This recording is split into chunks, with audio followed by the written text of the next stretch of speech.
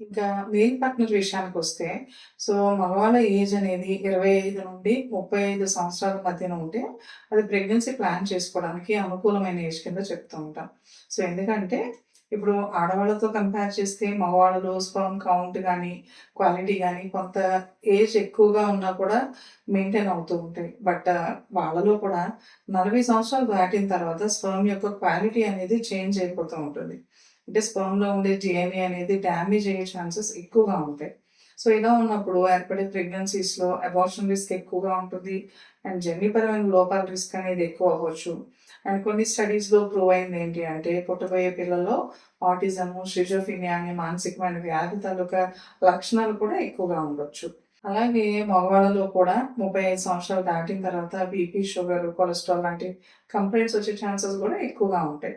So, ఈ factors అన్నిటిని బట్టి చూస్తే ఈవెన్ మగవాళ్ళ ఏజ్ కూడా 35 సంవత్సరాల లోపు అయితేనే ప్రెగ్నెన్సీస్ అనేవి హెల్తీగా ఫార్మ్ అయ్యే ఛాన్సెస్ ఉంటాయి. ఈ ఫ్యాక్టర్స్ అన్నీ చూస్తే ఆడవాళ్ళ వయసు, అలాగే మగవాళ్ళ వయసు ఇద్దరి వయసు కూడా 35 సంవత్సరాల లోపు గనుక ఉన్నట్లయితే, సో, ఆ ఏజ్‌లో ప్రెగ్నెన్సీ ప్లాన్ చేసుకుంటే వాళ్ళలో ప్రెగ్నెన్సీ అవుట్‌కమ్స్ అనేవి హెల్తీగా ఉండే ఛాన్సెస్ ఉంటాయి. సో, కాంప్లికేషన్ రిస్క్స్ అనేవి తక్కువగా ఉంటాయి.